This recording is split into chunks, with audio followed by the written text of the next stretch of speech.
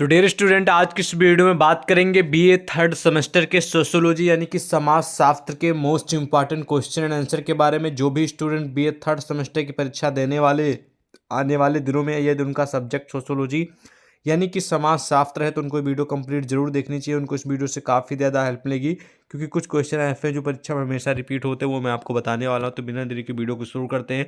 खास बात इस वीडियो की यह है कि इसमें क्वेश्चन भी है और उसका उत्तर भी है। तो चलिए आते हैं पहले प्रश्न की ओर।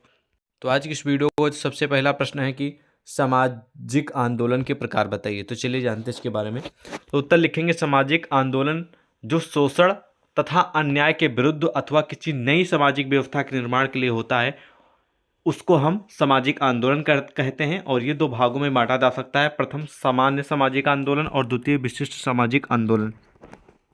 तो यहाँ पर सामाजिक आंदोलन की परिभाषा यही है कि सामाजिक आंदोलन जो शोषण तथा अन्याय के विरुद्ध, मतलब कि कोई मान लीजिए समाज में किसी के साथ गलत व्यवहार हो रहा है, ठीक है, उसको न्याय मिलना चाहिए, उसके साथ अन्याय हो रहा है, ठीक है, अथवा किसी नई सामाजिक व्यवस्था के निर्माण के लिए या फिर योजना लानी चाहिए समाज में, सोसाइटी में, ठीक है, कोई नई चीज़ हर जगह है हमारे समाज में, यहाँ पर नहीं है, वो लाने के लिए आंदोलन किए जाते हैं। तो ये मतलब कि दो टाइप के जो होते हैं मेन ये आंदोलन होते हैं। इसमें किसी चीज़ का मान लीजिए कि आप लोग बहुत गलत हो रहा है, आपकी कोई न पुलिस सुन रही है ना कोई न सुन रहा है, आप लोगों को अन्याय हो रहा है, आपकी जो घर है जो आपकी प्रॉपर्टी वो कोई छीन ले रहा है, ठीक है, या फिर कब्जा कर ले रहा है और आपका शोषण हो रहा है पूरी तरह से, ठीक है। तो आप उसके लिए क्या करेंगे? आंदोलन करेंगे, ठीक है। आपके जो सपोर्टर होंगे उनके माध्यम से आप आंदोलन करेंगे कि हमें न्याय नहीं मिल रहा है।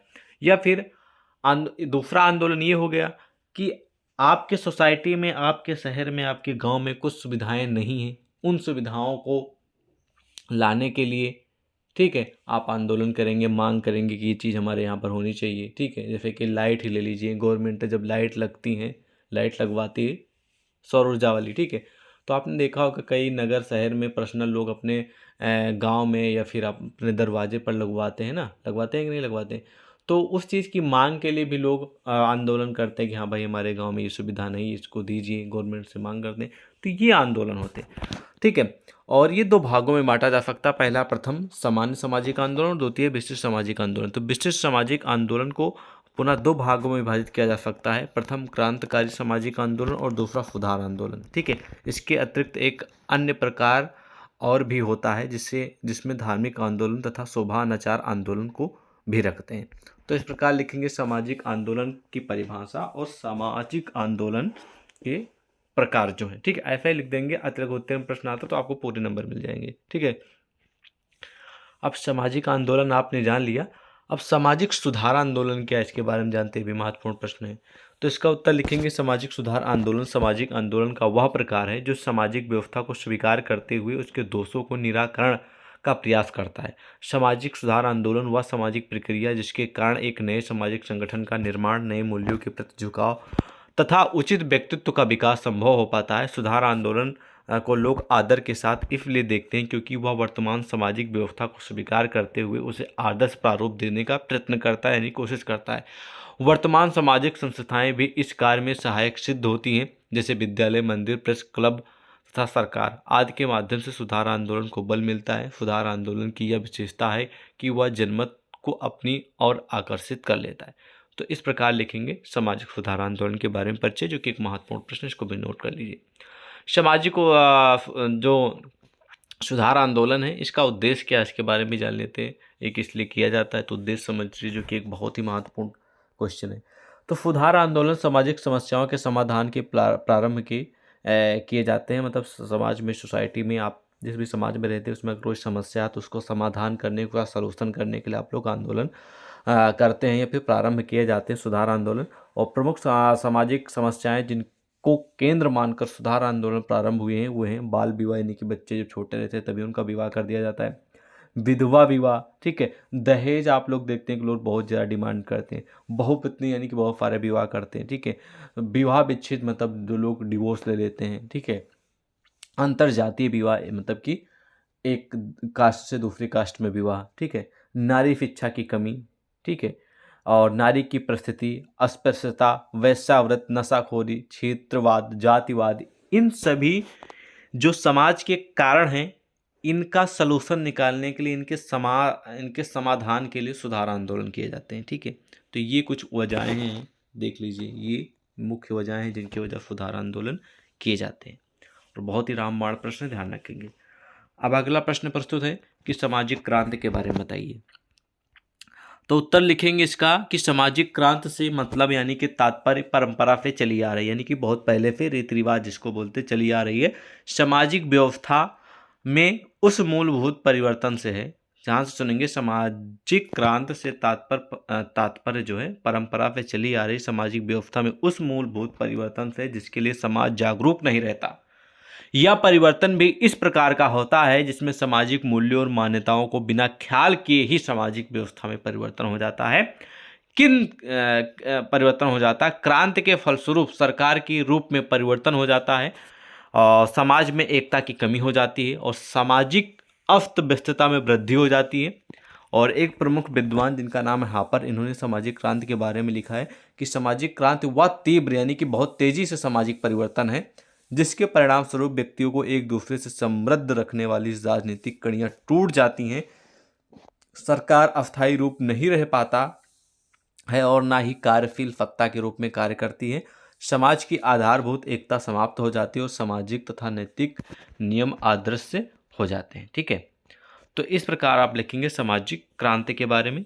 और एक बहुत ही महत्वपूर्ण प्रश्न है, मैं आपसे एक रिक्वेस्ट जरूर करूंगा कि हर एक प्रश्न का उत्तर कम से कम 2 से 3 बार पढ़ लीजिएगा, समझ लीजिएगा, तभी आपको समझ में आ जाएगा। एक बार मेरे बताने से या फिर एक बार समझाने से आपको उस प्रश्न का उत्तर नहीं क्लियर होगा, इस बात को ध्यान रखेंगे। अगर यही प्रश्न आप 2 से 3 बार अगर पढ़ लेंगे, उसके बाद थोड़ा थोड़ा दिमाग में बैठाएंगे तो आपके नस में बस जाएगा। ठीक है, एक बार से नहीं आएगा, वरना हर एक स्टूडेंट आज यूपीएससी और मतलब कि हर एक एग्जाम जितने भी गवर्नमेंटेड होते हैं टॉप से टॉप वो क्लियर करके बैठ जाता है। ठीक है, तो इस बात को ध्यान में आप लोग रखेंगे। उसके बाद अगला प्रश्न है कि सामाजिक परिवर्तन के चक्रीय और रेखीय सिद्धांतों के बारे में लिखिए। ये भी रामबाण प्रश्न है। हो सकता है क्वेश्चन आ जाए सामाजिक परिवर्तन के चक्रीय सिद्धांत बताइए, हो सकता है क्वेश्चन आ जाए सामाजिक परिवर्तन के रेखीय सिद्धांत बताइए, हो सकता है क्वेश्चन आ जाए सेम टू सेम की चक्रीय और रेखीय सिद्धांत में अंतर बताइए। तो इस प्रकार प्रश्न फंस सकते हैं, तो चलिए जान लेते हैं। तो पहला उत्तर लिखेंगे कि सामाजिक परिवर्तन के चक्रीय सिद्धांत के अनुसार सामाजिक परिवर्तन कभी भी एक विशेष दिशा की ओर नहीं होता। ध्यान से सुनेंगे, चक्रीय जो सिद्धांत है इसमें सामाजिक परिवर्तन यानी समाज में जो परिवर्तन होते हैं वो कभी भी एक विशेष दिशा की ओर नहीं होता, मतलब कि एक इंडिविजुअल एक दिशा में नहीं होता कि हाँ इसी में परिवर्तन हो रहा है। ओके, जीवन चक्र के समान इन परिवर्तनों में भी एक चक्रीय प्रवृत्ति देखने को मिलती है। ओके, इसके समर्थक स्पेंगलर, सोरोकिन, टाइनबी, पैरेटो आदि प्रमुख विद्वान हैं। और वहीं पर रेखीय सिद्धांत में इस मान्यता पर आधारित है, रेखीय सिद्धांत इस मान्यता पर आधारित है कि सामाजिक परिवर्तन की प्रवृत्ति एक ही दिशा में आगे की ओर बढ़ने की होती है। ठीक है, रेखीय सिद्धांत के प्रतिपादन में कांट, मार्क्स, वेवलिन, स्पेंसर तथा हावभाव का योगदान महत्वपूर्ण है। तो ये सपोर्ट करते हैं विद्वान रेखीय सिद्धांत को। तो इस बात को ध्यान रखेंगे, जो चक्रीय सिद्धांत है ये सामाजिक परिवर्तन की कभी भी एक दिशा की ओर नहीं होता है, और जबकि रेखीय सिद्धांत जो है वो एक ही दिशा की ओर बढ़ना होता है, फिर एक ही दिशा की ओर ही आगे बढ़ते हैं। इस पॉइंट को ध्यान रखेंगे बस। ठीक है, रामबाण प्रश्न है। अगला एक सामाजिक परिवर्तन के कारक बताइए। ये भी महत्वपूर्ण प्रश्न, कई बार रिपीटेड है, तो चलिए जान लेते हैं। सामाजिक परिवर्तन की धारणा जिसे हम सार्वभौमिक या फिर यूनिवर्सल कहते हैं, क्या कहते हैं, सार्वभौमिक कहते हैं, के पीछे अनेक कारक हैं। यानी कि सामाजिक परिवर्तन की धारणा जिसे हम सार्वभौमिक कहते हैं इसके पीछे बहुत सारे कारक हैं। दूसरे शब्दों में यह कह सकते हैं कि सामाजिक परिवर्तन की निरंतरता यानी कि लगातार और सार्वभौमिकता के लिए अनेक कारक हैं। बोटोमोर यानी कि प्रमुख विद्वान जिनका नाम है बोटोमोर ने लिखा है कि सामाजिक परिवर्तन सामाजिक संरचना अथवा विशेषकर सामाजिक संस्थाओं अथवा विभिन्न संस्थाओं के अंत संबंधों में परिवर्तन के परिणाम स्वरूप होता है। सामाजिक संरचना तथा संस्थाएं में परिवर्तन लाते हैं जिनके परिणाम स्वरूप सामाजिक परिवर्तन होता है। सामाजिक परिवर्तन के प्रमुख कारक हैं प्राकृतिक या भौगोलिक, जैविक, प्रौद्योगिक और सांस्कृतिक। अगर मुख्य कारक की बात करें तो आप लोग यही लिखेंगे, प्राकृतिक या भौगोलिक और जैविक और प्रौद्योगिक तथा सांस्कृतिक। अगर मान लीजिए कि सामाजिक परिवर्तन कारक के बारे में डिटेल में लिखने के लिए आया तो एक्सप्लेन करने के लिए तो आप इस तरह लिखेंगे। अगर परिवर्तन के कारक लिखना तो मेन यही है बस, ठीक है। 4 जो हैं, 1 2 3 4, ओके। उसके बाद नेक्स्ट क्वेश्चन कि माल्थस का जनसंख्यात्मक सिद्धांत क्या है। और ये क्वेश्चन आता है लेकिन बहुत कम आता है, तो मेरे अनुसार ये हम इग्नोर करेंगे क्योंकि बहुत कम उम्मीद है आने की। अगला प्रश्न है कि प्रौद्योगिकी का अर्थ बताइए। क्वेश्चन आ सकता, तो चलिए जान लेते हैं इसके बारे में। तो प्रौद्योगिकी का आशय उस व्यवस्थित ज्ञान से है जिसके द्वारा विभिन्न यंत्रों यानी कि जो भी इक्विपमेंट जिसको आप एलिमेंट्स बोलते हैं, ठीक है, यंत्र के अंतर्गत हर चीज़ जो कहीं ना कहीं लोहे से बनी होती हैं, स्ट्रॉन्ग होती हैं, ठीक है, उसी का मतलब होता है यंत्र। तथा उपकरण का प्रयोग संभव हो पाता है। इस प्रकार यह कह सकते हैं कि उद्देश्य की पूर्ति के लिए जिन साधनों का हम प्रयोग करते हैं उनसे संबंधित उपकरण अथवा ज्ञान को प्रौद्योगिकी कहते हैं। सामान्यतः लोग प्रौद्योगिकी का अर्थ उपकरण या फिर उपकरणों अथवा यंत्रों से लगाते हैं, किंतु वास्तविकता यह नहीं है। उपकरण, यंत्र तथा प्रौद्योगिकी अलग अलग अवधारणाएं हैं लेकिन सिमिलर हैं, इस बात को भी ध्यान रखेंगे। तो इस प्रकार आप छोटी सी परिभाषा प्रौद्योगिकी के बारे में लिखेंगे, ठीक है। अगला है कि सामाजिक परिवर्तन के प्रौद्योगिकी कारक। ये क्वेश्चन बहुत कम उम्मीद है आने की, तो आप इसे इग्नोर कर सकते हैं और पढ़ भी सकते हैं, उत्तर भी बहुत कम आने की उम्मीद है, ठीक है, इसको हम इग्नोर करते हैं। सांस्कृतिक परिवर्तन का अर्थ बताइए। तो चलिए इसके बारे में जान लेते हैं, हालांकि क्वेश्चन हमेशा रिपीट नहीं होता, कभी कदार आता है। तो सांस्कृतिक परिवर्तन का अर्थ समाज की संस्कृति के मूल तत्वों में परिवर्तन अथवा रीति रिवाज, रहन सहन, खान पीन, विधि या जो भी हैं, संगीत, नृत्य, कला, कौशल, धर्म, दर्शन, आदर्श, विश्वास तथा मूल्यों के विशिष्ट रूप में परिवर्तन जब होता है तो उसको हम सांस्कृतिक परिवर्तन कहते हैं। डॉसन जो कि प्रमुख विद्वान है तथा गेटिस एक प्रमुख विद्वान है, इन्होंने कहा कि सांस्कृतिक परिवर्तन सामाजिक परिवर्तन है क्योंकि समस्त संस्कृति अपनी उत्पत्ति, अर्थ तथा प्रयोग में सामाजिक है, ठीक है, क्योंकि समस्त संस्कृत अपने उत्पत्ति अर्थ तथा प्रयोग में जो है वो सामाजिक ही है, ठीक है। तो इस प्रकार इसका उत्तर लिखेंगे। और अगला प्रश्न है कि सामाजिक परिवर्तन के सांस्कृतिक कारक। हालांकि क्वेश्चन आने की बहुत कम उम्मीद है, लेकिन जान लीजिए संस्कृत के 2 पक्ष होते हैं, जैसे कि भौतिक और अभौतिक। बहुत कम उम्मीद है आने की, तो आप इग्नोर कर सकते हैं। लेकिन कार्डिनर एक प्रमुख विद्वान है, इन्होंने कहा कि लक्षण सभी संस्कृतियों में पाए जाते हैं जो कि प्रस्तुत हैं, जैसे पारिवारिक संगठन, समूह का निर्माण, बृहद समूह का गोत्र, निश्चित कार्य पद्धति, ठीक है। तो आप इस तरह तैयार कर सकते हैं। हालांकि क्वेश्चन बहुत कम उम्मीद है आने की, मेरे अनुसार इग्नोर कर सकते हैं, बाकी आपकी इच्छा है, कभी कभी आता है, हमेशा नहीं आता। अगला जो क्वेश्चन है रामबाण है, कई बार रिपीट है, तो जान लीजिए इसके बारे में, कई बार रिपीट हुआ है, ठीक है। तो ये क्वेश्चन ये है कि सूचना प्रौद्योगिकी, जिसको इंग्लिश में इंफॉर्मेशन टेक्नोलॉजी बोलते हैं, और बहुत ही महत्वपूर्ण प्रश्न है, उत्तर लिखेंगे कि आज विश्व समाज में सामाजिक परिवर्तन का सबसे सशक्त कारक सूचना प्रौद्योगिकी है, यानी कि इंफॉर्मेशन टेक्नोलॉजी है, जिसने सामाजिक संबंधों को न केवल तीव्र गति से परिवर्तित किया है अपितु उसमें क्रांतिकारी श्री गणेश कर दिया है। परंपरागत सामाजिक संबंधों में अप्रत्याशित बदलाव इसी सूचना प्रौद्योगिकी की देन है। 21वीं सदी का सामाजिक परिवर्तन सूचना प्रौद्योगिकी पर केंद्रित है। विज्ञान के अनेक चमत्कारों में एक चमत्कार सूचना प्रौद्योगिकी क्रांति का है। सभ्यता के विकास के प्रारंभिक दिनों में सूचनाओं का प्रसारण नहीं के बराबर था, इसलिए एक स्थान पर घटी हुई कोई घटना अन्य जगहों पर अपना प्रभाव नहीं डाल पाती थी। मान लीजिए कि आप दिल्ली में हैं, ठीक है, तो दिल्ली में मान लीजिए कोई चौक है या फिर चौराहा, वहाँ पर अगर कोई घटना हुई तो दूसरे चौक पे जानकारी मिलना बहुत कम उम्मीद है, या फिर कई दिन के बाद मिलेगी, या फिर आप लोग कह सकते हैं कि नहीं ही मिलेगी। और वही दिल्ली वाली की चौराहे की जो घटना हो लखनऊ में नहीं पता चलेगी, न किसी अन्य प्रदेश और देश में पता चलेगी, ठीक है। लेकिन इंफॉर्मेशन टेक्नोलॉजी इतनी तेज़ से इसमें क्रांति आई है, आप लोग देखते हैं सोशल मीडिया का जब से ज़माना हो गया है, लेटर हो गए हैं, डाक के माध्यम से हो गया है, ठीक है, ईमेल हो गया है, व्हाट्सएप चैटिंग हो गई, वीडियो कॉलिंग हो गई, मतलब कि इन सभी के माध्यम से आप कोई भी घटना कहीं पर भी होती है, वो पूरे देश में चंद सेकंड नहीं लगते कि वो तुरंत पहुंच जाती। तो ये कहीं ना कहीं सूचना प्रौद्योगिकी यानी इंफॉर्मेशन टेक्नोलॉजी की ही देन है ये, ठीक है। उसके बाद इसी में अगले पॉइंट की ओर बढ़ेंगे। पॉइंट है कि हलकारों पक्षियों का सहारा सूचना भेजने के लिए किया जाता था। डाक तार विभाग खुला, छपाई की मशीनें आई, टेलीफोन बेतार का तार आया और इस प्रकार सूचना प्रसारण का क्षेत्र बढ़ा। आज सूचना प्रौद्योगिकी में हुए आविष्कारों के कारण पूरा विश्व एक परिवार की भांति हो गया है।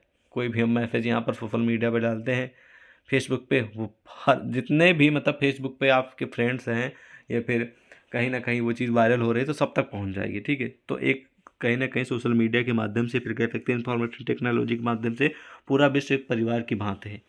जैसे परिवार में कोई जैसे परिवार में हुई प्रत्येक गतिविधि हर सदस्य को विदित होती है, यानी कि कोई भी समस्या आती है, फिर कुछ भी होता है तो पूरे सदस्य को मालूम हो जाती है। उसी प्रकार आज विश्व समाज की प्रत्येक गतिविधि, जो भी होती चीज़ें हैं, गतिविधि मतलब प्रतिदिन जो भी हो रहा है, उसकी सूचना प्रौद्योगिकी के माध्यम से सभी को पता है। टेलीविजन और कंप्यूटर ने सूचना प्रौद्योगिकी में क्रांति लाकर सामाजिक संबंधों को पूरी तरह प्रभावित कर सामाजिक परिवर्तन का मार्ग प्रशस्त किया है। तो इस प्रकार लिखेंगे इसके बारे में, सूचना प्रौद्योगिकी के बारे में, जो कि ग्रामवार प्रश्न है, ध्यान रखेंगे, प्रश्न पक्का फंसेगा। अगला प्रश्न है कि सांस्कृतिकरण भी एक महत्वपूर्ण प्रश्न, इसके बारे में भी जान लीजिए। सांस्कृतिकरण की प्रक्रिया के अंतर्गत एक निम्न जाति का सदस्य अथवा वह जाति अपने से उच्च जाति के व्यवहार प्रतिमान का अनुकरण इसलिए करती है ताकि उसकी भी परिस्थिति उच्च हो जाए। सांस्कृतिकरण की प्रक्रिया यद्यपि प्राचीन है, फिर भी इस अवधारणा और शब्द का समाजशास्त्रीय निवेचन सर्वप्रथम M.N. श्रीनिवास ने किया था, अतः उन्हीं के द्वारा परिभाषित इस शब्द का विवेचन अधिक उचित होगा। और M.N. श्रीनिवास जी ने सांस्कृतिकरण को किस प्रकार बताया है, चलिए जान लेते हैं। तो इन्होंने कहा कि सांस्कृतिकरण वह प्रक्रिया जिसके द्वारा कोई नीच हिंदू जाति या किसी जनजाति अथवा अन्य समूह किसी उच्च और प्रायः द्विज जाति की दिशा में अपने रीति रिवाज, कर्मकांड, विचारधारा और जीवन पद्धति को बदलती है, उसको हम संस्कृतिकरण कहेंगे। अगला भी महत्वपूर्ण है आधुनिकीकरण, ये भी आता है लघु उत्तरे में। तो आधुनिकीकरण परिवर्तन की एक ऐसी प्रक्रिया है जो पश्चिमी यूरोप जैसी सामाजिक, आर्थिक तथा राजनीतिक व्यवस्था की ओर उन्मुख हो। अर्थात आधुनिकीकरण से तात्पर्य एक उन्नत व्यवस्था पे लगाया जाता है। तो सिंपल सा अर्थ है, सिंपल सी परिभाषा है, 2-3 बार और रिपीट कर लेंगे, पढ़ लेंगे तो 10 में आपके दिमाग में बैठ ही जाएगा। ठीक है, अब अगला प्रश्न आप लोगों के समझ प्रस्तुत है, विकास। तो उत्तर सुनेंगे उद्विकास या फिर विकास, आपको ऐसे क्वेश्चन देखने को मिलेंगे। तो उद्विकास तथा प्रगति की भांति विकास भी एक सामाजिक प्रक्रिया है। जैसे कि उद्विकास तथा प्रगति जो होती है, उसी तरह विकास भी एक सामाजिक प्रक्रिया है। सामाजिक विकास की आवश्यकता सामाजिक प्रगति के लिए होती है। पायसियन एक प्रमुख विद्वान है, इन्होंने कहा कि विकास संकुचित अर्थ में परिवर्तन है या वृद्धि से संबंधित है जो पहले से ही किसी वस्तु में गुप्त अवस्था में विद्यमान रहता है। ठीक है, और विकास के प्रकार बताइए। तो विकास के प्रकार जो है वो 3 प्रकार हैं। एक आर्थिक विकास हो गया, एक राजनीतिक विकास हो गया, एक सामाजिक विकास हो गया। विकास का सिंपल सा मतलब ये हो गया कि किसी भी क्षेत्र में इंक्रीमेंट यानी कि बढ़ोतरी होना, बढ़ना। ठीक है, बस सिंपल सा परिवर्तन होना, चेंजेस होना। ठीक है, बस आप विकास के बारे में जितना हो सके पढ़ लीजिएगा, 1-2 प्रश्न पक्का फंस जाएंगे, गारंटी वाले। ठीक है, सांस्कृतिक विलंबना बहुत कम आता तो आप इसे इग्नोर कर सकते हैं मेरे अनुसार, और आप पढ़ भी सकते हैं। ठीक है, चलिए नेक्स्ट क्वेश्चन जो महत्वपूर्ण है वो हम आपको बता दें। अगला प्रश्न जो महत्वपूर्ण है वो धर्मनिरपेक्षीकरण है। धर्मनिरपेक्षीकरण के बारे में जान लेते हैं। धर्मनिरपेक्षीकरण वह प्रक्रिया जिसके द्वारा परंपरागत विश्वासों तथा धारणाओं के स्थान पर तार्किक ज्ञान का प्रादुर्भाव होता है। और इसी को प्रोफेसर श्रीनिवास ने लिखा है कि धर्मनिरपेक्षीकरण में यह बात निहित है कि जिसे पहले धार्मिक माना जाता था वह अब वैसा नहीं माना जाता है। उन्होंने उसका स्पष्टीकरण करते हुए लिखा, यानी कि श्रीनिवास जी ने, उसमें विभेदीकरण की एक प्रक्रिया भी निहित है जिसके परिणाम स्वरूप समाज के विभिन्न आर्थिक, राजनीतिक, कानूनी तथा नैतिक पक्ष एक दूसरे के मामले में अधिकाधिक सावधान होते जाते हैं। ठीक है, तो धर्मनिरपेक्षीकरण के बारे में तैयार कर लीजिएगा, जैसे भी हो सके, महत्वपूर्ण प्रश्न है, हो सके तो ये तो उत्तर तैयार कर लीजिएगा, वरना आप अपने अनुसार भी तैयार कर सकते हैं। भूमंडलीकरण, ये भी महत्वपूर्ण प्रश्न, इसके बारे में जान लेते हैं। तो किसी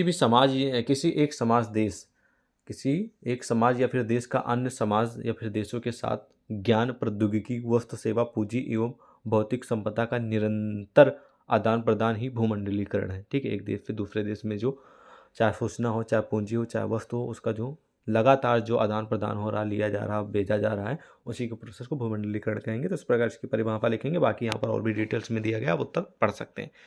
तो इसमें बहुत सारे महत्वपूर्ण प्रश्न पीडीएफ में, जितने महत्वपूर्ण थे मैंने आपको बता दिया, हालांकि और भी महत्वपूर्ण प्रश्न हैं लेकिन उनके आने के चांस कम है। तो ये पूरी पीडीएफ आपको हमारे टेलीग्राम, व्हाट्सएप पे मिल जाएगी, तो वहाँ पे डाउनलोड कर सकते हैं अगर आपको अभी तुरंत चाहिए।